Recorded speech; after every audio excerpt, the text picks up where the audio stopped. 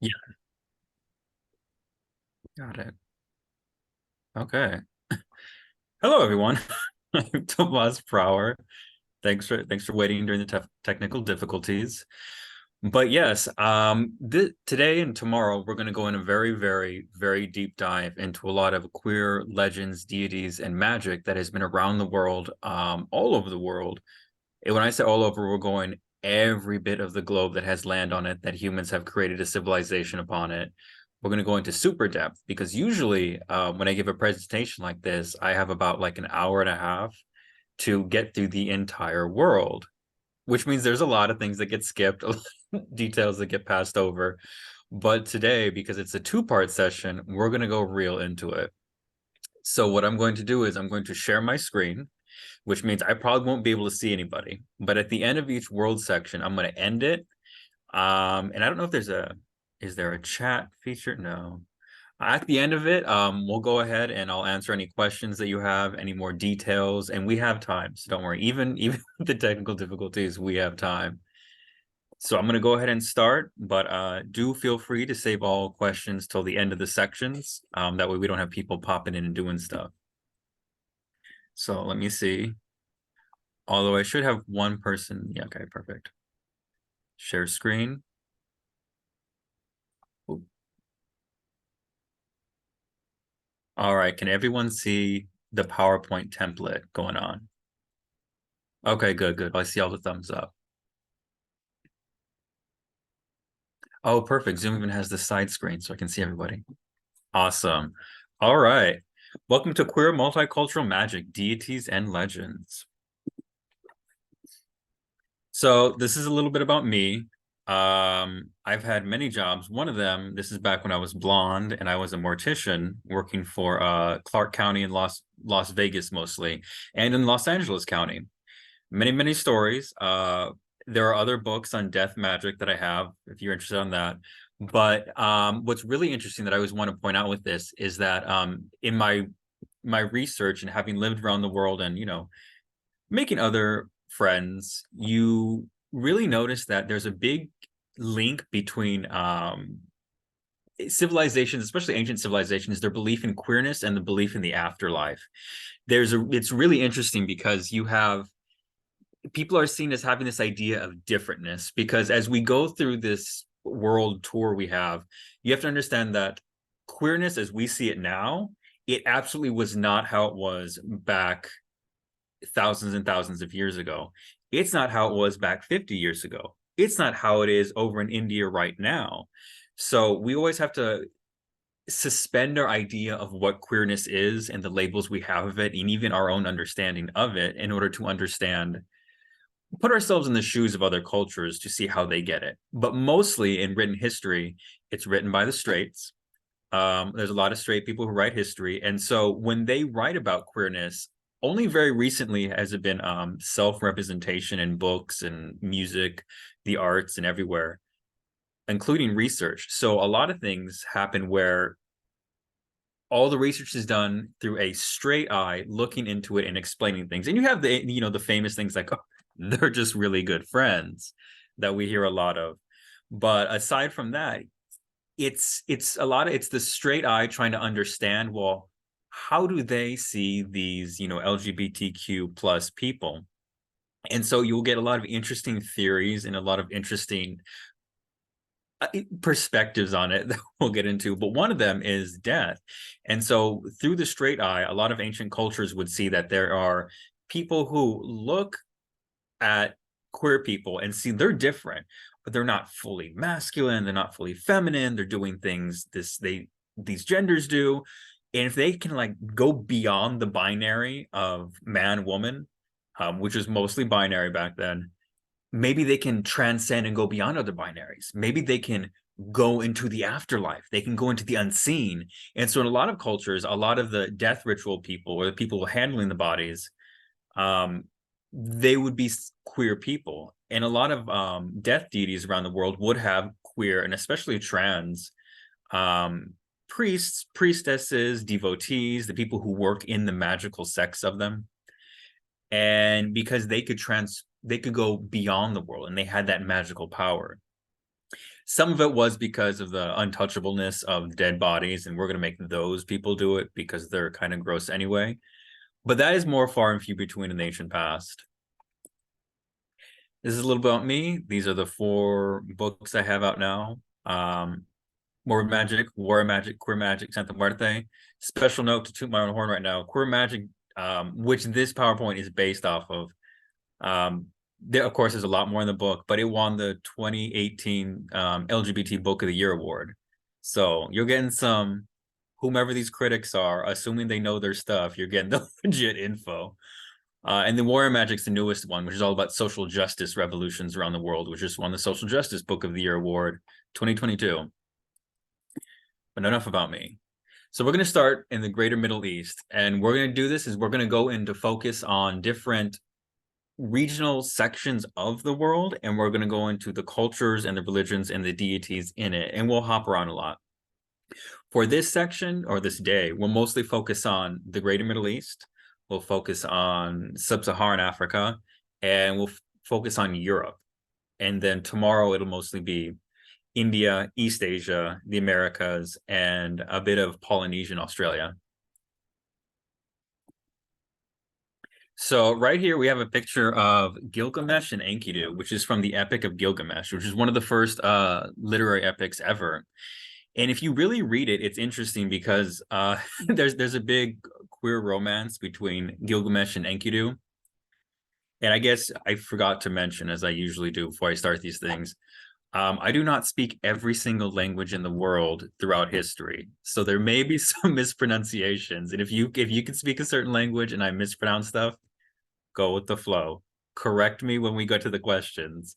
But yes, hold your cringes if I mispronounce stuff. I can speak multiple languages, but not everyone in the world. So forgiveness where that is due. So this is Gilgamesh and Enkidu. And Gilgamesh and Enkidu were very they were seen as the opposites. And if you ever read any romance novels, even male romance novels, these were the ideal couple, because you had Gilgamesh, who was the man of the city, the power, the very masculine, the brooding one, the one who was a little bit too tough for his and everyone else's own good. And then you have Enkidu, and Enkidu is more of the free range, fun, blithe spirit of the agricultural fields and the rural areas. And so, of course, opposites attract, and they became in love. But they started love because Gilgamesh was becoming a real problem in the city. He was becoming a bit of a tyrant with his power. And so when he became too tyrannical, people were like, oh, Enkidu, you're the only one who could stand up to him. And you're his exact opposite. You need to put him in his place. You need to teach him.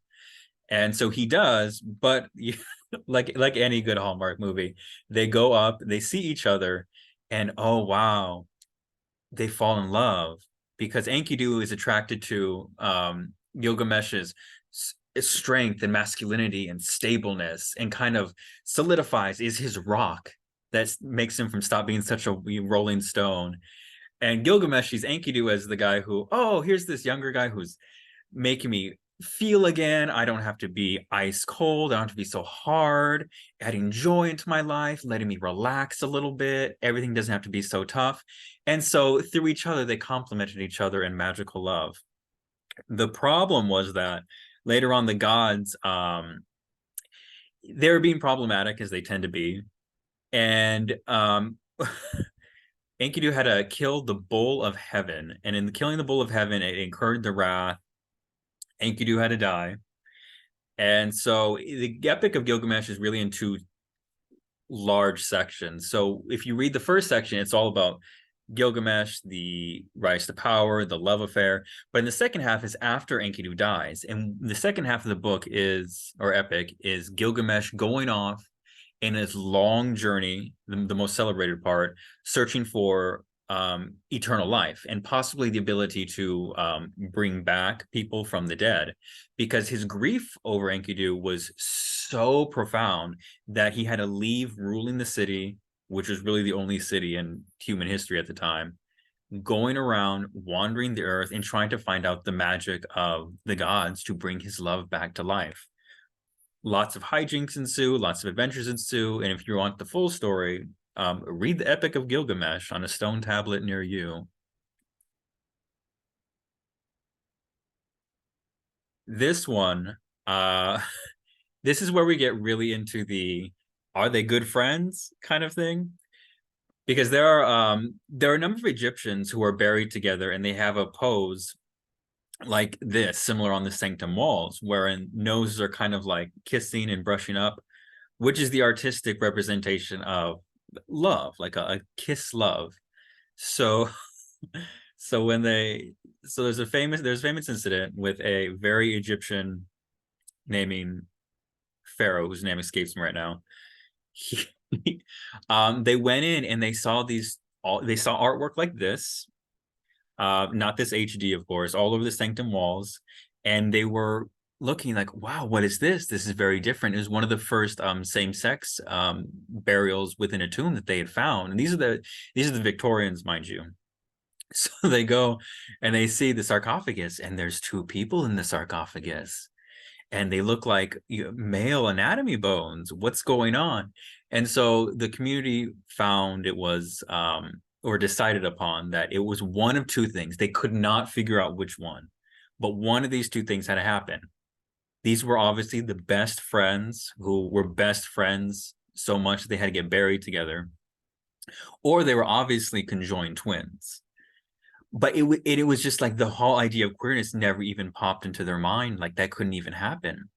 And for years and years and years, that's how people understood Egypt and understood the cultures and really looked at every culture around the world like that, because the Victorian era, like the 1800s, that was especially when a lot of archaeology was starting to happen. I mean, around 1799 was when the Rosetta Stone was first found. So we didn't even start understanding Egyptian writing until at least the early 1800s. So, and of course, the times as they were, everything gets interpreted through that straight lens. This jolly fellow right here is Happy, spelled HPI. And Happy has a lot of Janus associations to him. He's that dual god. And he's usually referred to as a male a lot, though he has a very androgynous appearance. People think that because people refer to him as a male just because that's what the Victorians found him as, and it's become just habit in the community to call him that. But Happy was the god of the flooding of the Nile, which essentially helped with everything in Egypt, because everything depended on the Nile and the flooding, the agriculture that it relied upon. And this Happy really had a strong following of transgender priests and priestesses. So much so that it lasted up well into the Ptolemy age, of when the Greeks started really getting control of Egypt and ruling it.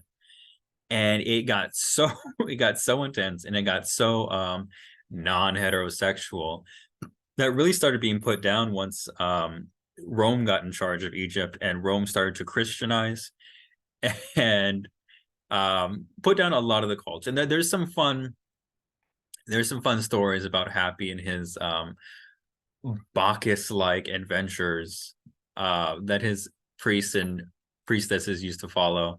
And they were always, a lot of them are apocryphal if you look into them, but a lot of them are also just kind of interesting, like, who wrote these? Because they're definitely not modern stories.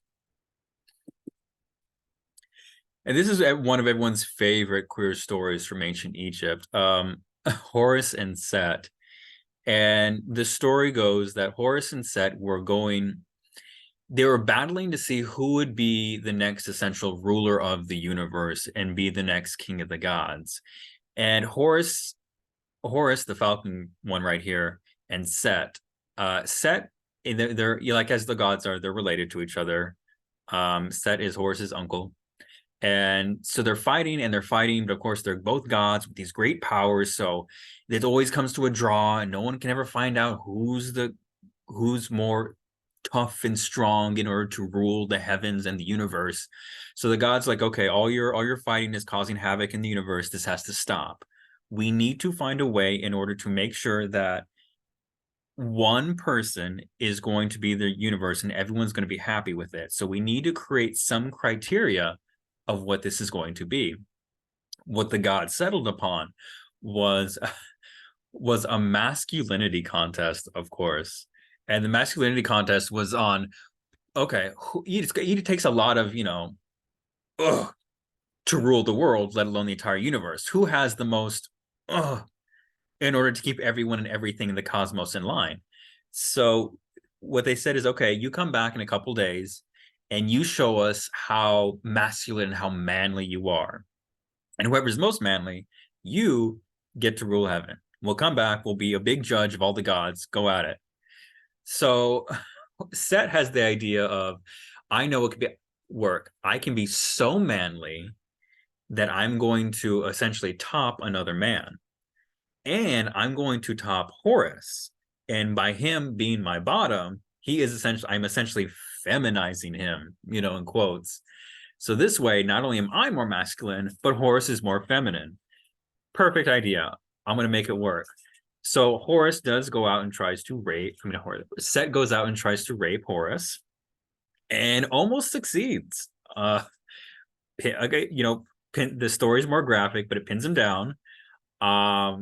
Starts realizing that it's going to be too much of a fight. He's not going to penetrate him. So he says, okay, the least I can do is I'm going to splatter my seed all over the top of him. That way it still kind of like shames him in a way and shows that I am more masculine. I am his dom.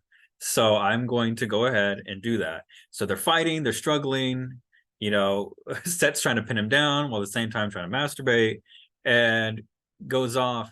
And, in the very slow motion-esque sequences you can imagine, the bodily organs flow out, and he doesn't realize the time, but he's actually fell into a trap. And the trap is that Horus talked with his mother Isis, and Isis was like, I have a plan. And the plan was, while Set was in the throes of ecstasy at the moment, and the spunk was going out, before it even hit Horus, Isis somehow, of course, because it's a god story, captured all of the semen, so none of it touched Horus. And she took the semen and she put it in lettuce. Now, lettuce is important. Why? Because it is Set's sacred vegetable.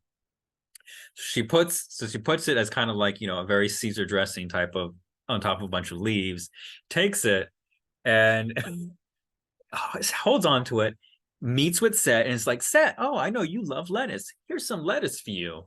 Set's like, I love lettuce. I'm going to eat this lettuce. So he eats the lettuce that he doesn't know has his own juices in it, thinks he's the man, goes out, and they both strut confidently to the decision time. And the Council of the Gods are there, and they say, okay, present your evidence. Set goes first, and Set is like, really says what happened. I am such a man that I essentially jizzed all over Horus. He is my sub. I am his dom. I am the one in control. So the gods look at Horus with their magical eyes, and they see, that's a lie. There's nothing of you on him. What are you talking about? And Set's like, what? I can't believe it. But I did. So Horus comes up and says, I did one better.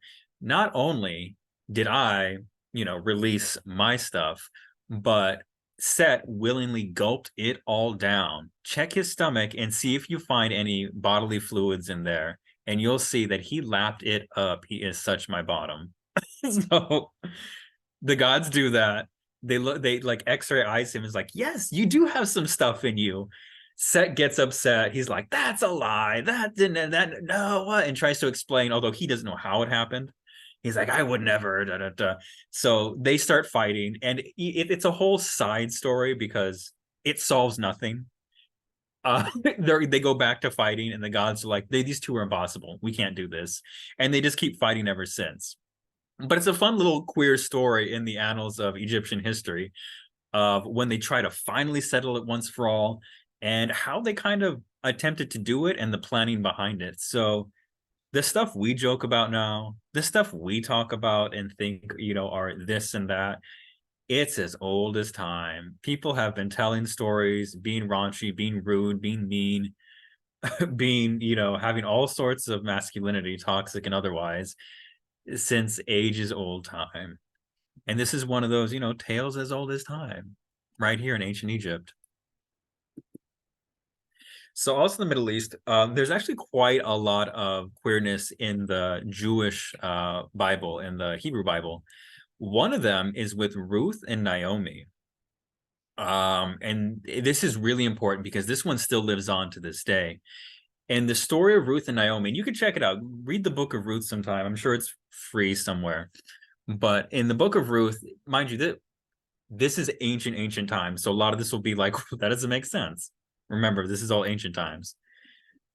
So Ruth is the younger woman and Naomi is the older woman. And Naomi had three sons, and the three sons all married women.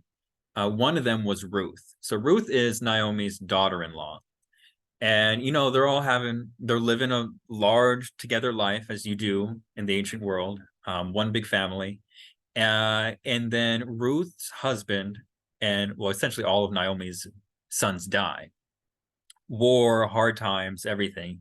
So essentially, Naomi and all of her daughters-in-law are left widows.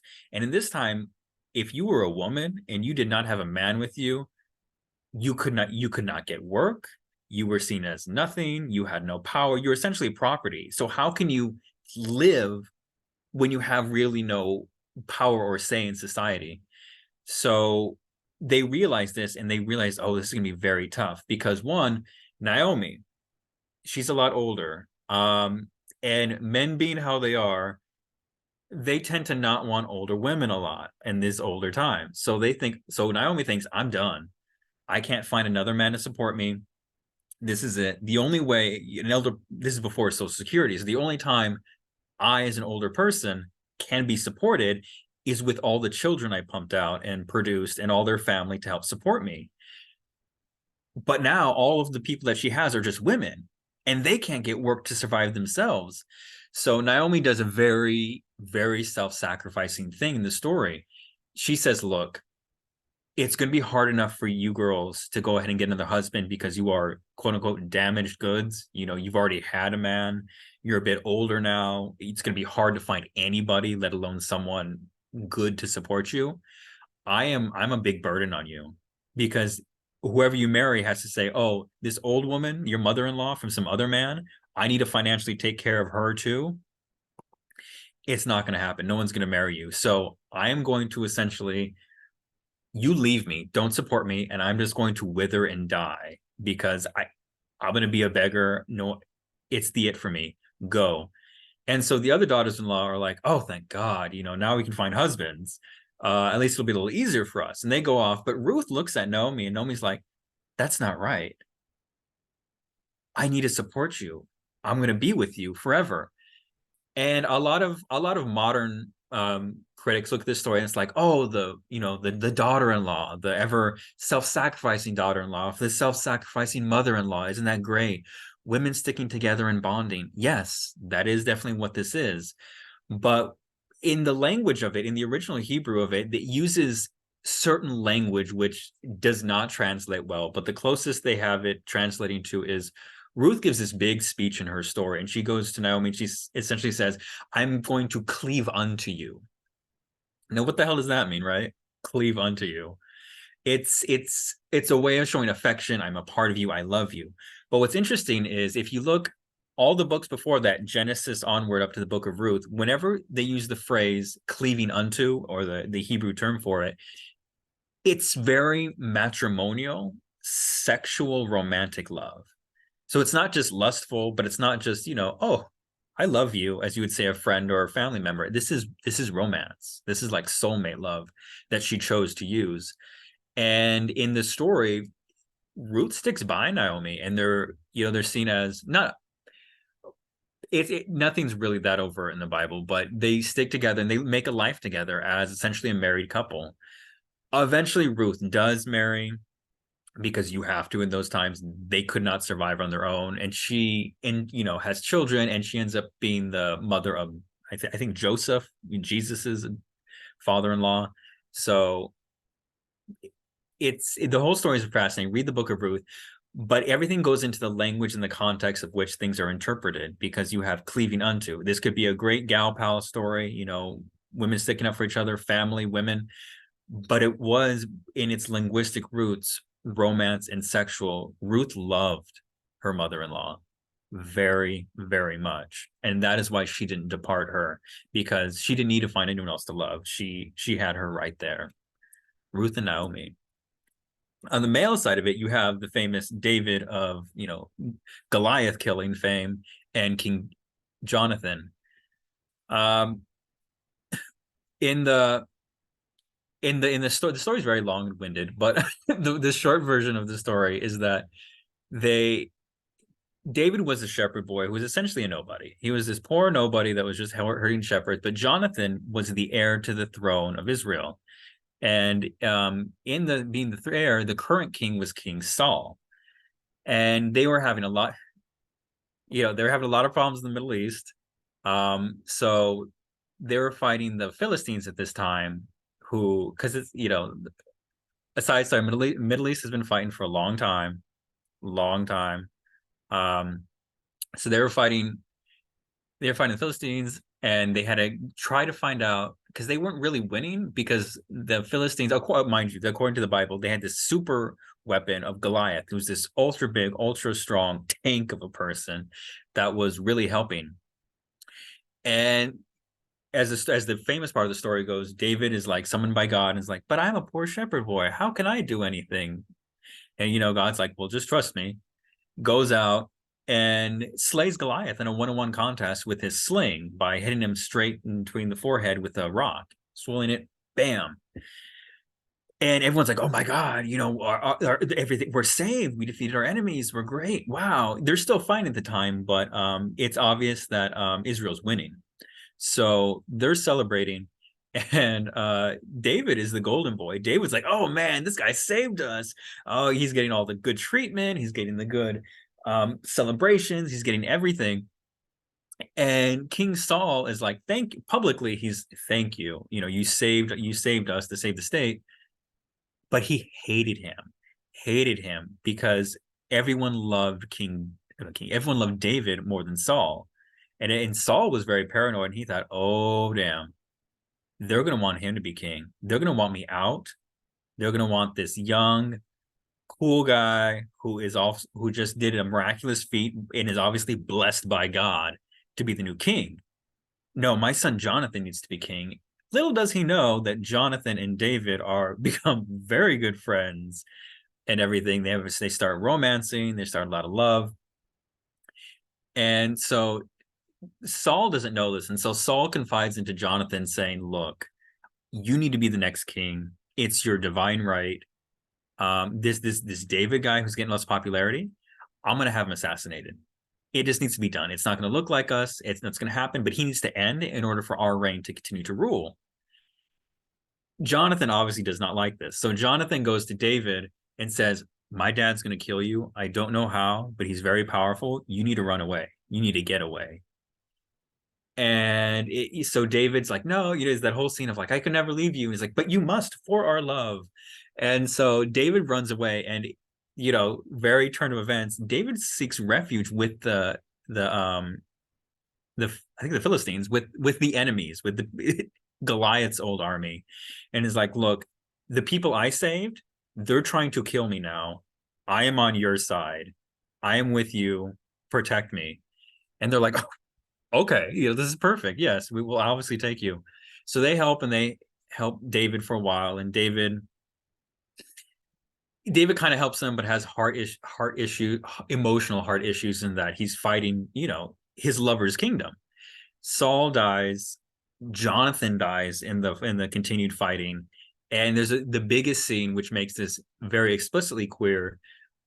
David goes off on this long lament, a whole biblical paragraphs of, I loved him. Your love surpassed any woman I know. Your touch, it's very graphic for the times and for the Bible, about how just obvious lovers they were, sexually, romantically, and so forth.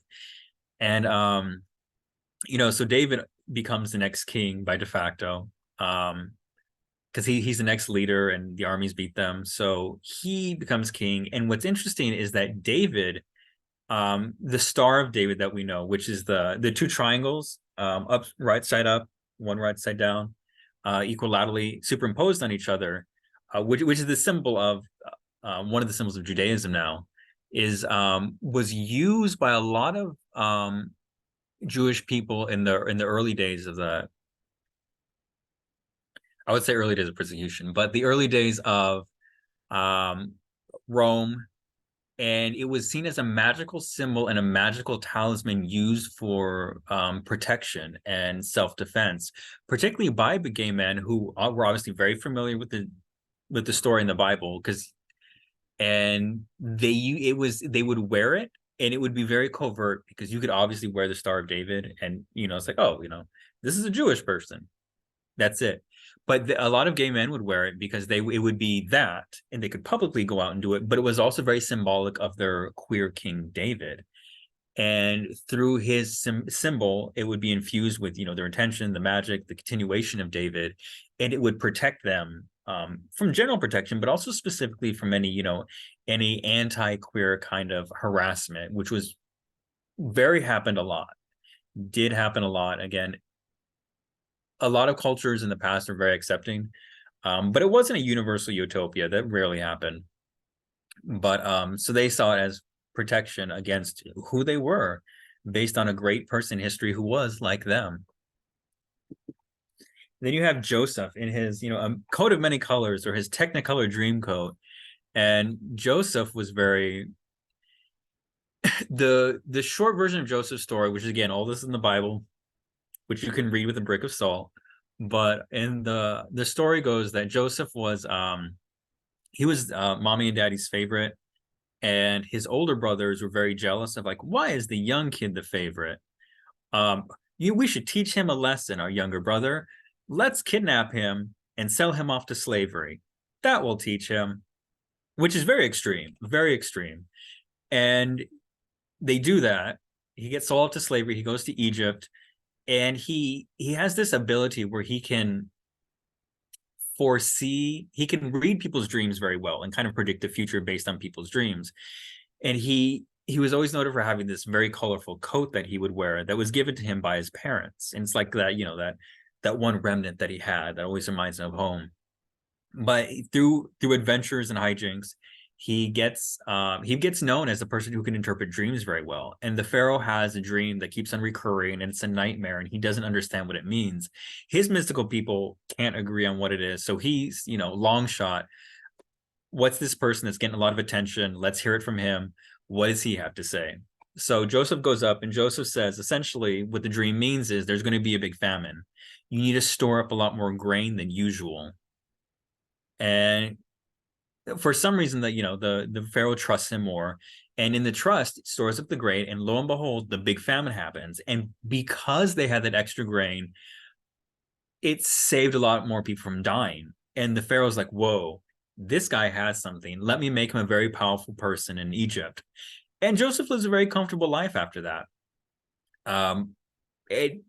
The queerness comes in with his coat here, because the coat of many colors, it goes into a lot of,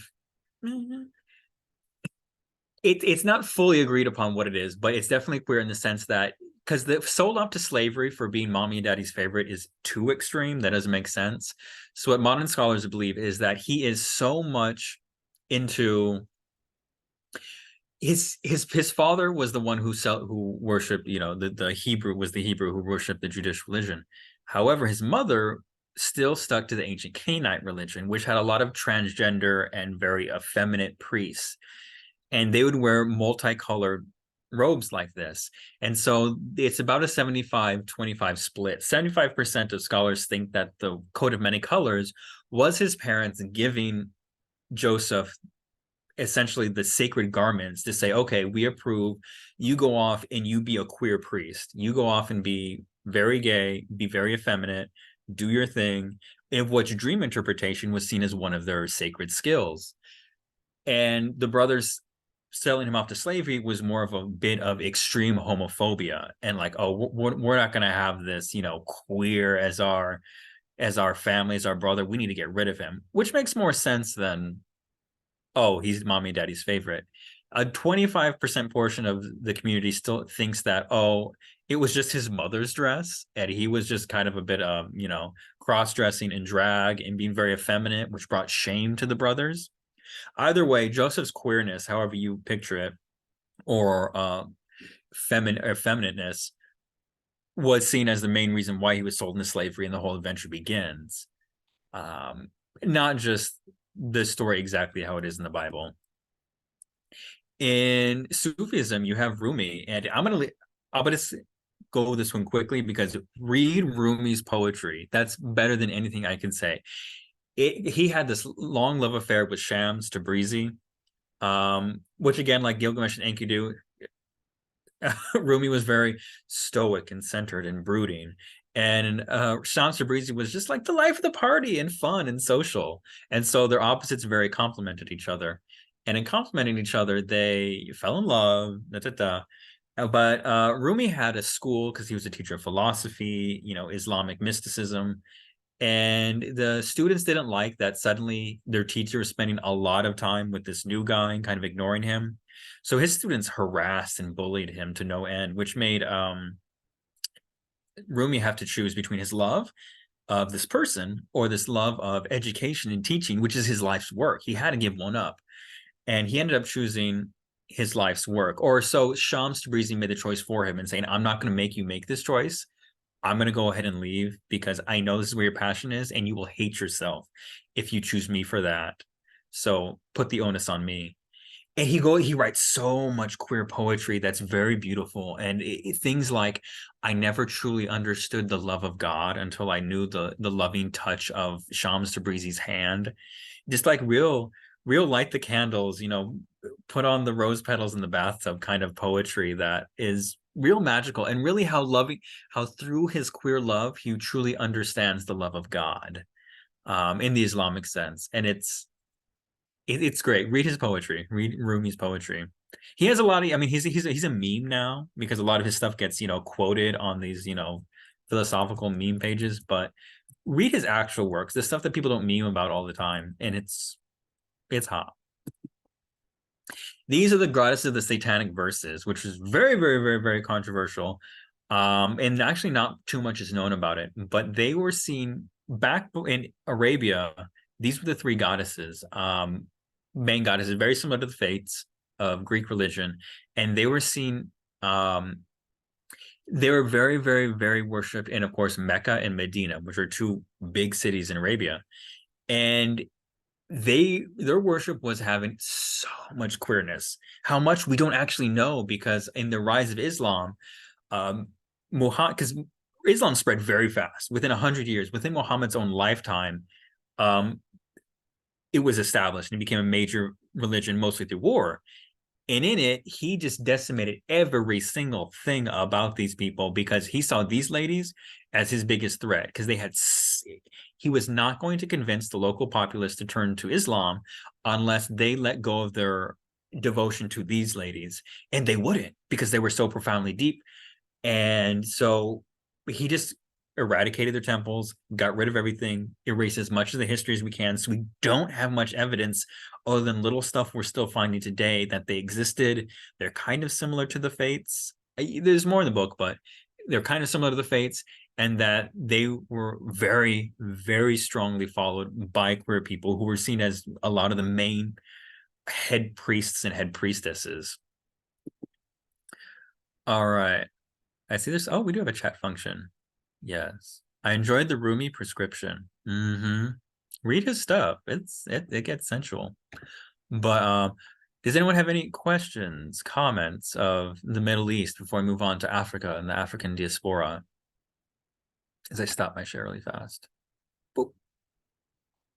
And it's okay. No is a good answer too. So don't feel obligated, because if I'm definitely one of the people that sits back and listens and watches.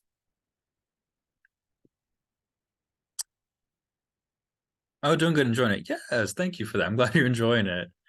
Okay, I'm gonna go ahead and move on. Oops.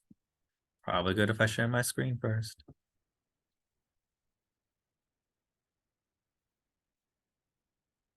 Okay. Oh no, my place from Kurt slide. Yes. Okay. Okay.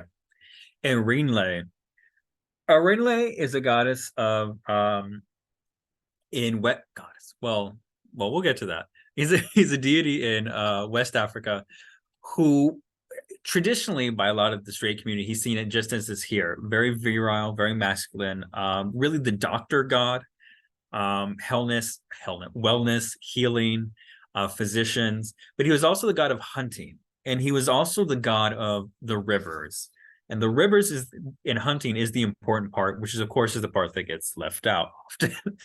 um, Rivers, in the way it was seen in the Yoruba belief system, the flowiness of a river was seen as something very feminine, whereas hard static things were very masculine, and things that moved and flowed were seen as feminine. So how could this male god be the god of rivers? Rivers is a very feminine thing. Erinle did it because he would transform into a woman whenever he would be the god of or goddess of the rivers. And he was one of the few deities who could change back and forth between genders depending on what he was doing and what his patronage was. And it was this exact ability to change genders that made him desired by none other than the goddess of love herself. And the goddess of love, um, who has a much larger section in the morbid magic and the death deities section for reasons we do not have time for. But the goddess of love looked into him and was just like, oh, here is this hot man who can hunt, he can heal people, and he knows exactly what it's like to be a woman. Oh, this is great. I need to get with this man. So the goddess of love, whom everyone wants, of course, wants him. And they get married, they have kids, and it's a great relationship. But part of the bargain or the agreement of the relationship is Erinle has all these duties. The goddess of love has love and death for other things. But Erinle has hunting as one of his big things. And hunting season was essentially half the year in the equatorial area of West Africa. So when he goes off hunting, she couldn't be with him. He is like it was time to be a man, and he would go off and be a man while he's off hunting, and he would always go off hunting with the god of Ogun, the god of kind of like the Hephaestus god, a little bit of warfare, but also mostly armory, weaponry, metal. And so he would spend half the year with his buddy Ogun out in the forest. And the love goddess, being the love goddess, is thinking, oh, what is actually going on there? What is happening? Is he cheating on me? And so she gets very paranoid because is he turning into a river and being with him over there? So because he's a queer deity and she knows it. So the whole bisexual fear of, oh no, is he after someone else? And so she spies, and lo and behold, yes, he is having an affair, and he is having lots and lots of sex in the woods with Ogun, just as she feared. So she was right in her fears. We'll give her that. But her thing is, oh no, props to her. She doesn't want to stay in that kind of relationship. She doesn't like it. It's not part of their deal. He was just going to be off hunting, not screwing around with other gods. So she leaves him.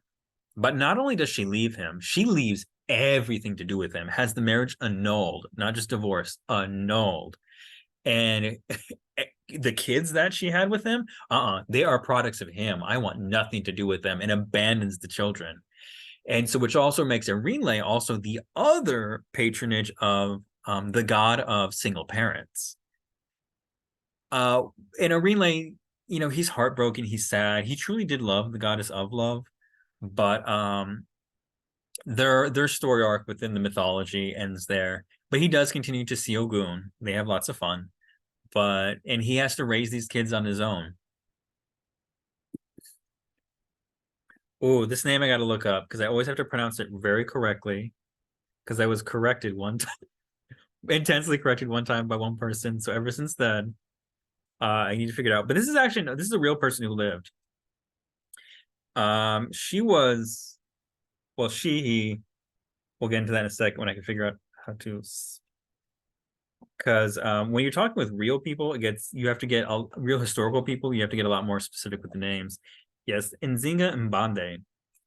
Nzinga Mbande is one of the greatest transgender warrior heroes in history, let alone African history. And I'll change because this is just talking, and with the static picture, I will change the pronouns based on where they were in the time, so the timeline of the story makes sense. And Nzinga was born as a female, but to a king of what is now Angola. And Angola was having a lot of problems at the time with the Portuguese, who was trying to colonize them. And the king wasn't a big fan of having daughters. He had sons who were, who were next in line, but he wasn't a fan of having girls. So he raised Nzinga as his own son, taught Nzinga how, like, this is how politics works, this is how education works, this is how military works. It was really became his favorite in a way, because Nzinga was a woman, so she would not be able to usurp him, or kill him to be next in line. So he trusted her to, like, oh, I can give you all this information of how to rule a kingdom, how to be powerful, how to do espionage, and you're not going to use it against me because technically you're a woman, so you can't. So she gets a very good high Machiavellian education, so much so that dad appoints her ambassador to Portugal, which is, again, they're war enemies, which is the very high, very prestigious position. And there's a famous instance when I forget if she goes to Portugal, the Portuguese ambassador comes to her. I think she goes to Portugal, but she goes there and she is very powerful, very strong.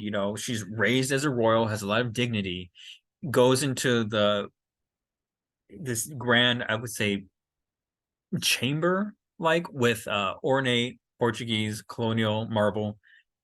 And there's all the Portuguese delegation. There's the governor sitting there. And she goes up and she looks and she's like, there's no seat for me to sit in front of this grand council and talk politics.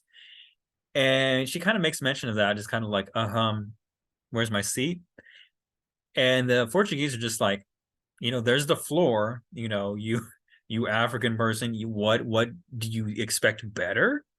Very, very shameless, very shameless. And just like, you need to sit on the floor when you talk to us. So she's like, cool as a cucumber, unfazed, snaps her fingers, and her very, jacked bodyguards come up, go down on their hands and knees, just on the floor, with the back arched. And she goes up and she sits on their backs of her most muscle jacked bodyguards, cool as a cucumber, and just like, okay, I'm sitting down. Now we can talk. Very, very display of power, which is to show her personality right then and there. She talks to Portuguese. She's not able to get any headway because, of course, they're not going to relent. And she goes back to Portugal. She goes back to Angola, and the Portuguese are winning. Things are worse when she returns. What's she going to do? And at this point, when her dad dies, she starts becoming more of a man, and she starts embracing her own masculinity. She starts demanding to be addressed by masculine titles, and starts to doing masculine things like warfare and strategy. And so her brother assumes the throne, and she, because she was taught very well by daddy, assassinates her brother. Or so it's told. It's very highly likely that she killed her brother somehow in order to be the next in line. And they're in the middle of war, so it's like, oh no, we're gonna have dynastic wars. What's gonna happen? No, here's this. Oh wait, she's practically a man. Just let her be. Let's let her be king. Plan worked, and Zinga becomes king, and then everything goes into effect. She has all these very specific trans laws enacted where trans people need to be themselves. If someone needs to be addressed by a certain pronoun, you need to do that, including me. You need to call me their, of course, their equivalent of he, him, because language doesn't always translate well. Call me that. We're fighting. I'm going to run the military. I'm going to fight in the military. I am also going to be married to a bunch of men who will be addressed as women, and they're going to be called my wives. And side note, his wives did not like that. This was something as Nzinga's despotic power was like, no. They're going to be called my wives. I am the all-powerful king. You're going to deal with it. You're all going to be addressed as and referred to as women now. So So he has his harem of men wives, and he fights back, and he does a lot of guerrilla warfare.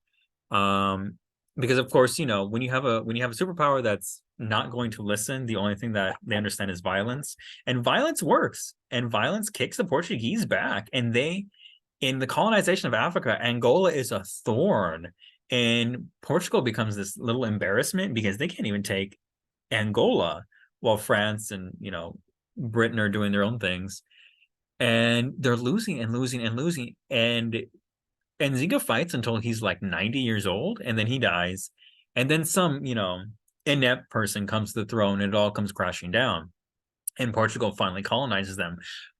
But and Angola still had the longest transgender rights in sub-Saharan African history, aside from one person we'll get to next. But and when of course Angola became communist, and when communists reaffirmed the queer positivity of it, they looked back to the ancient roots of Nzinga, of why now that Angola, it's no longer communist, but when it was a communist state, why transgender and queerness needed to be represented as opposed to the natural historical rights in history as set forth by this person. He became a very legal precedent of queer and trans rights. But look up Nzinga. His whole story is very intense. If you like epic Game of Thrones-esque tales, except of sub-Saharan Africa. This is the other person. This is the Rain Queen. The Rain Queen is it's bilineal. It's a heritage position of, the best way I always explain it is, you think of Storm from the X-Men, someone who can control the weather. That's this person. A real person, mind you, a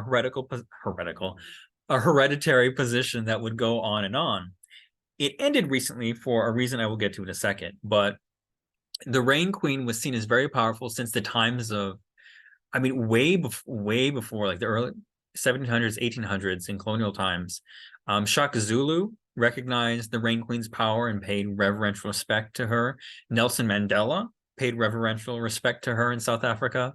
So when I say her, I mean the woman that was the Rain Queen at the time. And the Rain Queen was special because she could bring the rains, and the rains is of course necessary for agriculture, especially in time where you relied on rain. It wasn't so far irrigation systems of plumbing and pipelines and water. Like, if it didn't come from the sky, you were not going to eat during the winter. So she was in charge of the rain, and by keeping her happy and keeping her in power and keeping her in control, rains would come. And she had no actual nominal power. She was just seen as like a figurehead, very spiritual entity who ruled South Africa. Very, I think, most analogous to kind of like the Emperor of Japan now. Like, doesn't really do anything, or the new King Charles doesn't really do anything, but it's kind of just there. Although she didn't attract too many tourist dollars. So the Rain Queen here was always, always, always rumored to be a lesbian, because a Rain Queen, and mind you, this is that thinking of someone so powerful could not be a woman. We need to address her aside from queen, we need to treat her like a man, because that is respectful. Because treating her like a woman is disrespectful, because that's kind of like lowering her status. So she always had to marry a woman as befitting a man. And it would be a big honor to have your daughter married off to the Rain Queen. And the Rain Queen always picked the prettiest woman that was offered to her. And they would live together. They would share the same bed. And Evan would always be like, oh, obviously they're going at it. They're obviously making love. Like, they love each other. And for biological reasons, she would have to have sex with a man in order to produce an heir, a female heir. And it was always, always rumored. Even in modern times, there's a lot of modern press that would have to say, oh, and this is no lesbian business. Mind you, no, they would have to specifically point it out. And when you have to specifically point out something is not happening, exactly. So the problem with the Rain Queen was that the most recent Rain Queen, which I believe was around the turn of the millennium, just left. She was done with it. She was like, I don't like this. I am an actual lesbian. I want a woman. I don't want all this, ceremony and stuff. I don't want to live in this gilded glass box for everyone to see. I can't make the rain. I don't know what's going on, but I don't want this life. And so she left. She's abandoned her throne, which is a huge problem because this is a hereditary position. So to this day, there's still no more Rain Queen. And there's, people wanted to come back, but then other people are like, why? It didn't serve anything. So you could look more to the Rain Queen, but there's no reigning Rain Queen at the moment because the last one was just like, I'm a lesbian. Y'all are silly. I'm done. Baron Samedi, very famous for New Orleans voodoo, which is very, very separate from Haitian voodoo, which I always have to point out. Baron Samedi was always kind of like, I hate to say this, but because of times the way they are with pop culture, he was essentially the Loki of the voodoo of the voodooisants. So he was always hopping between worlds, and he was very trickstery. It was said that you couldn't really die unless Baron Samedi, which his name is Baron Saturday in French, Baron Samedi, he would unless he dug your grave, you would not die, which is the explanation as to why, like, oh, people survived these amazing things. Oh, you fell off 5 stories. Oh, you got shot. You survived all these things that no one survives. It's because he didn't dig your grave. And by devoting yourself to him, currying favor, giving offerings, you could kind of like get on his good side. But he was a prankster. He did marry a woman, Mama Brigitte, who was a badass. Very all like, sex work is work, helping out the prostitutes in New Orleans, which again, that's in the Morbid Magic book. But he had, loved a woman, married to a woman, a white woman, which is a whole nother story. But despite he was very unashamed about it. He loved his woman. He loved having sex with men. He loved having anal sex. And his favorite position with his woman was anal sex with her. That was his favorite, and he was not ashamed of it. And he would always be very queer, just to be mocking at times. He would be very fun. He would kind of dance the lines between everything. He'd be a woman, he'd be a man, just to kind of mock gender stereotypes, just for the hell of it. In the picture here, you can see he's depicted with one lens in his sunglasses. That's his ability to see the afterlife and the real life, the present physical world right now. He loved his cigars, he loved his vice, and he loved his gay sex. And it's very written upon. It's very noticed and acknowledged in the community. So if you look up Baron Samedi, the actual deity, not the James Bond villain, not Dr. Facilier from Princess and the Toad, based off of him, you'll find out pretty easily, very quickly, and a lot of extra stories of his fun and debaucherous queerness. These two are very the Black Madonna, and Erzulie Dante and Erzulie Dancourt. No, Erzulie Freda and Erzulie Dantour. They are two goddesses who are very respected towards the queer community in the Haitian voodoo religion. Erzulie Freda, who's the white one on the left hand side, she's kind of like the Aphrodite for all intents and purposes. Goddess of beauty, goddess of love, love nice things, love the high life, loved opulence, very feminine, very feminine, goddess of femininity. And she was also, one of her main patronages was of, effeminate men and queer men who love men. So a lot of queer men had very special patronage to her. Her opposite, other side of the coin, is the Black Madonna here, Erzulie Dantour, and they're called Erzulie because that's the family name that they have within the voodoo religion. She was a lot more of a badass. And her story of why Jesus left that mark on her cheek is a fun story. I'll let you find out. But she was not the goddess of, but she was the patron of lesbians. And so a lot of, and of course, I go the wrong one. Very, very strong woman. And 15 minutes. Oh no, I thought I had 2 hours, not an hour and a half. So that's them. My, it's going. So we'll go as far as we can, and then we'll stop. We'll probably hit around that mark anyway. So I'm not going to answer questions. Save it for tomorrow. We're going to go to Europe. So Athena here.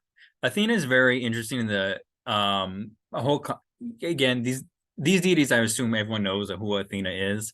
But in her story, she's not very friendly towards women. You know, the story of Medusa, who, you know, was one of her priestesses raped. And Athena's like, well, why did you get raped? Very victim blaming, very victim blaming.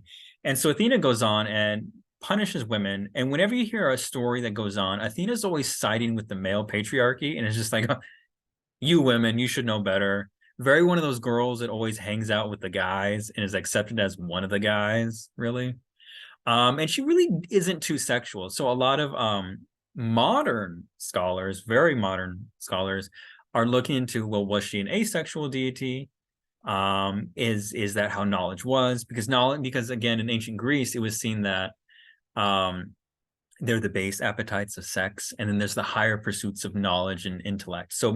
So people are starting to look at, well, maybe she's purposely desexified because she represents thought, thinking, wisdom, and which are generally in ancient Greece male traits. So by having this, it essentially masculinizes her, but she's looking to be an asexual deity. And one thing we say Greece before we get to this famous Roman couple is that for both Greece and Rome, queerness was seen as a verb. Queerness, a lot of people say, like, I am gay, I am bi, I am trans, I am this and that. It's very different because you were not this and that. It was not something that defined you. It was a verb, it was an action. It's like saying, I eat, I sit down. You would describe that as part of your personality of what you do. It's just something that you physically do. I am eating, I am gaying, I am lesbianing. That's kind of how it was seen in ancient Greece and Rome. And of course, everyone's like, oh, they were so debaucherous with their orgies. Yes, I mean, yes, they did have that, but again, they didn't see themselves as queer. They didn't see themselves as gay. That was not a concept. It was just, I am doing this thing. And Greek society was very separated by the sexes. Women stayed with women and men stayed with men. And when men only stay with men and women only stay with women, things happen. There's a lot of lesbianism that's believed to happen. But again, because in ancient Greece, women were seen as property, a lot of it's not written down. It's the equivalent of, you know, I'm looking at a chair over there, as like, we don't need to write the history of that chair. It's just a chair. Who cares? Like, what, it's a thing. So that's why you don't have a lot of, in general, lesbian or women history, because they're seen as things. But especially in ancient Greece, it was like, we're not going to write the history of that chair. Who cares? But so it was always an action, and it wasn't that shameful. But what was shameful is the position you took. Being the bottom was a bit shameful, and being the top was very masculine. And in Rome, that was especially true. So it was the position that you took. And you can see graffiti that still exists in the ruins of Rome, of like very vulgar, you know, attacks on people saying, oh, well, he bottomed. Oh, well, you know, he took it up the. But you don't see the same thing of like, oh, he's gay, because again, that was not a thing. It was not a concept. It was something that you did. So I'll end this on this wonderful chapter, which we definitely have time tomorrow to do it all. But this is a great one to end it. And it's Emperor Hadrian, and he has a magical cult that is still in existence today with his beloved Antinous. And Hadrian was, you know, is very, again, male romance novel, you know, May December romance, this older man, powerful man, this younger, beautiful guy. Antinous caught the eye of Emperor Hadrian, most famous in history for his wall he built across modern Scotland and England. But Hadrian was one of the good, quote unquote, good emperors, and he was expanding, and he caught the eye of Antinous, and Antinous loved him. But the problem was that there's a lot of politics in play to be the emperor's lover.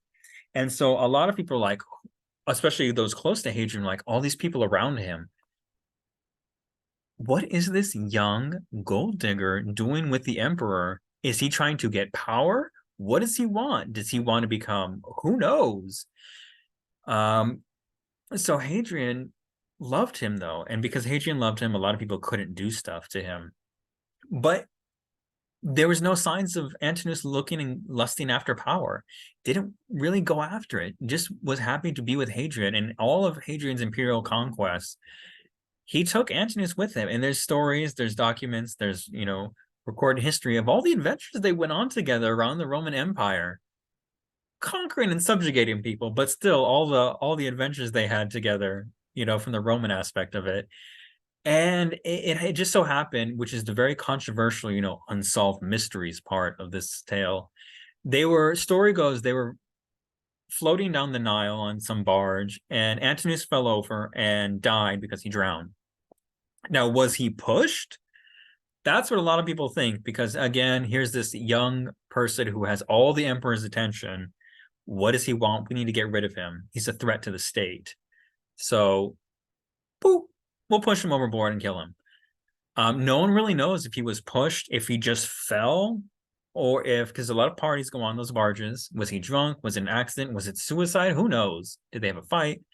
No one knows, and we still don't know. We probably will never know. But Hadrian was so grief-stricken that he went up to the Senate and was like, okay, my lover, we need to make him a god so that everyone can forever remember him and worship him because of how perfect and wonderful he was. Very romantic. And the Senate's like, no, we're not going to do that. Hadrian defied the Senate, again, very romantic, and says, well, to hell with you all. He's going to become a god anyway. And he starts the cult of Antinous, which is, of course, the death happened in Egypt. Huge following of queer men and queer love and queer rights rituals based on the romantic love of Antinous and Emperor Hadrian, that is still, to this day, has a very, very large and strong following of people who follow Antinous. And you could look it up on Google after this. I mean, you could probably find a local group of Antinous devotees. But it's one of those epic love stories that happens, an unsolved mystery, a cult of queer sexuality, praising queer sexuality since ancient times that is still in continued, I would say operation, but belief today. And you can check it out. The devotees of Antinous could probably give you a much better story than I can right now. But we'll leave it on that for right now, and we'll pick it up tomorrow. I learned how to stop my screen. There we go. Yes, now with internet problems, we'll have even more time to. But we'll have it all. With this extra 5 minutes we have, does anyone have any questions, any extra things? Oh, I love that presentation. Oh, good. I'm glad Very you cool. like Very it. interesting. Good. It's Can't always, wait for part two. oh yes, we're gonna finish up. We're gonna get into Christian Europe, travel to India, travel to China, Japan, a bit of Polynesia, and then work our way up from Latin America to Native America. Around the And world. we have time for all that. We have time for all that. Don't worry. So yes, I'm glad you all were patient enough to stay. I'm glad you guys liked it. Great, excellent presentation. Thank you. It was very nice. And again, the very horn tooting moment, you know, if you liked it, get the books. It helps me out. Don't get it from Amazon. I know someone's reselling them for like 50% off. Support your local bookstores. Support the people that make stuff happen. You know, keep small businesses alive. But yeah, no, I'm excited. I'm excited for tomorrow too. We'll have some of the I would say fan favorites, but like the parts when people talk, when I give these presentations, they're like, oh my God, we need to hear more of that. Well, you can, because we will have a lot more time. Oh, big fan of work. Oh, you're welcome. Thank you, Sawyer. Have a non-Amazon link. Oh, I would say go to Barnes and Noble if like you don't have anyone local, or there's always the Llewellyn website. I just posted your website. Oh, mine was at perfect. Yes. I don't sell directly off my website, but you can have, there's links to everything there. You need it with a picture of me 10 years ago. If I look very different, as tends to happen. Oh, still reading Morbid Magic. Yes, Morbid Magic is fun fact, not to poo-poo queer magic, but this honestly the success of queer magic, because I wrote La Santa Muerte first, which is allowed me to write queer magic because they were like, "Oh, is this sold? What do you want to write about?" I'm like, "I want to write about queer magic." They're like, "Your first book sold. You do it. You go ahead. You sell more books." So I did it. Queer magic was a big hit, but after those, they're like, "You do what you want." And if you read morbid magic, if you read queer magic and read morbid magic, there's a big tonal difference. Not because one is queer and one is death, which happens, but the editors let me go. They're like, we're not going to red pen you. We're not going to redact you. We're going to let you do it. So I would say morbid magic is the closest to this kind of a presentation where I'm just like, da da da da, side note, da da da da da da da da da, because they red pen me less because they could trust me that I could sell. Because again, publishing is a business. We live in a capitalist world. But yeah, so yes, I hope you like it. Tomorrow will be fun. I should probably, just in case, is there any sections of the world forthcoming that really interest you? So I know to like talk about it or give maybe extra attention to it. Because Wales. Oh no, yes, we'll get into Europe. We'll go. Everyone always says that. Everyone always says that. I don't know if it's because everyone always loves the Celticness of it. Oh, no, we'll have that. We'll have that. As I learned recently, I think, and you can all correct me here so I say it correctly tomorrow. Cuchulainn? Cuchulainn? Is that deity's name? Because I always said Cuchulainn for like the longest time. Then someone corrected me. I was like, Cuchulainn. I was like, okay. Okay. And then I have to remember that.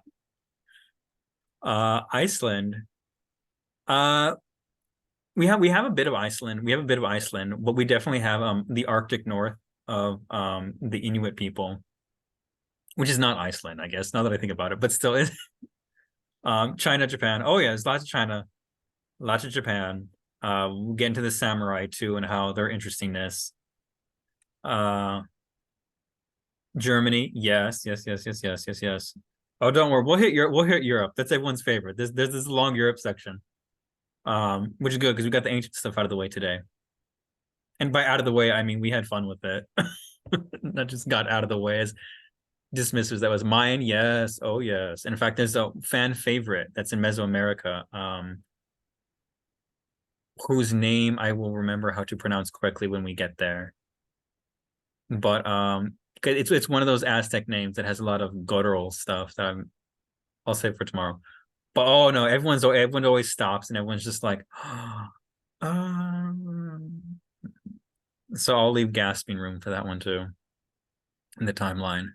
But yes, I'm glad you all here. Hope you can make it tomorrow. We'll have more time tomorrow because I won't have issues.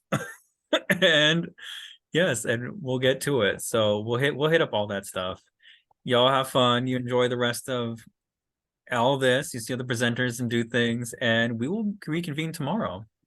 Hey, thank you so much. Um, I really wish we could give you more time tonight. I've really been enjoying this, but there needs to be a little bit of a gap because after I close out the Zoom room, where I'm recording, it takes about 15 to 20 minutes to download, and I need to yeah. have that done before I open the 8 o'clock for the ritual. So Don't worry, it's okay. Better than the moment, better than the memory is the anticipation of it all. there So you we'll go. we'll just leave it for that till tomorrow. So it's fine. Looking forward to tomorrow night. All right. So see you then. So Bye.